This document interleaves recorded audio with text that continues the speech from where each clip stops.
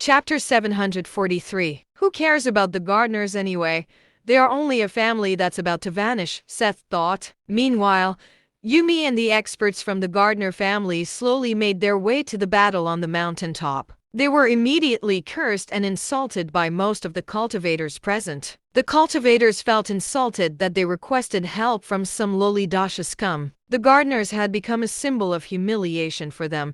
They were not the family they once respected. Yumi ignored the unruly crowd. She slowly walked toward the four shadow-level experts.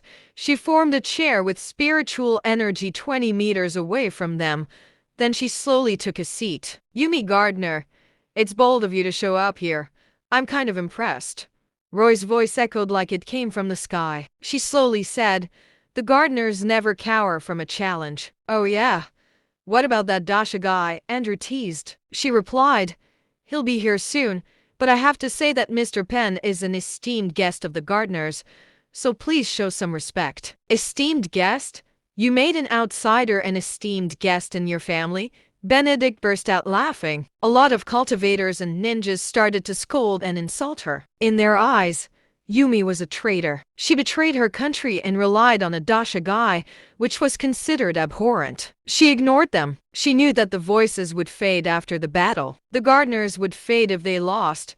She would not be able to hear the insults if she was dead. No one would dare to insult her if they won. Power was everything in situations like that. Tay spoke slowly. Miss Yumi, our patience is limited. You're not our match. Let that Dasha guy show himself right away. It's time to decide the fate of the Gardners. Sir, are you that desperate to eradicate the Gardners? She asked coldly. Roy laughed coldly and said, the Gardners are an embarrassment to Keratopia. It has to be wiped away. You say it so eloquently, but at the end of the day, you just want the assets of the Gardners, right? She mocked. She was fearless at that moment. She no longer cared about death. Roy said coldly, stop the nonsense. Where is he? I would like to find out how he killed Yaron Gardner and Cyrus Garner. He should be here soon.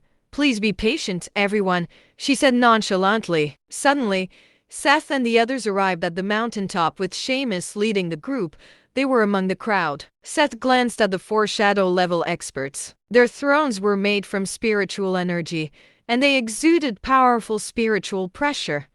He was astounded by their aura. Yumi was also sitting there, but she was overshined by the shadow-level experts. She looked like a lamb facing four ferocious tigers. She seemed weak and pathetic in comparison. Dude, I can't imagine the four major families losing, mocked Seth while he looked at Wilbur in an insulting way. Wilbur replied nonchalantly, you'll find out soon enough. Then, he walked toward Yumi. Seth was caught off guard and yelled, are you crazy? Is that somewhere you think you can go? Wilbur was walking toward the battlefield where the fight was about to begin. The four terrifying shadow-level experts were there. Just how audacious is this guy? How dare he trespass onto the battlefield? Seth wondered.